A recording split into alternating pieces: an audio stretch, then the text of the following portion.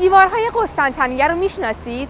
امروز اومدیم در منطقه زیتونپونو یک پروژه با همچین ویویی. من صنم هستم از شرکت ایسمون. با من همراه باشید.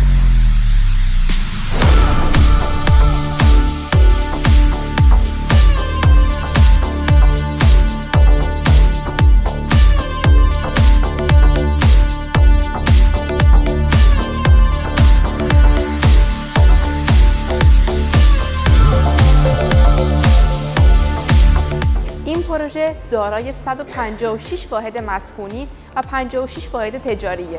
همه واحدها دارای بالکن و انباری هستند.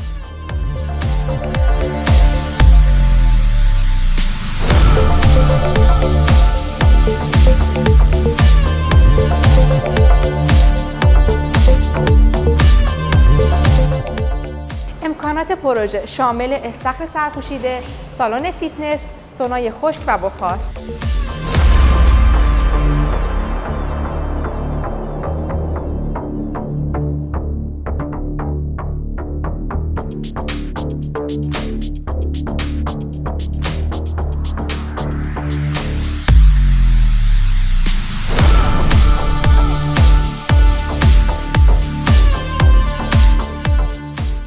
این پروژه در 3 دقیقه‌ای مرکز خرید اولیویوم، دانشگاه بیرونی و مترو ینیکاپیه که از اونجا به همه استانبول راه داره.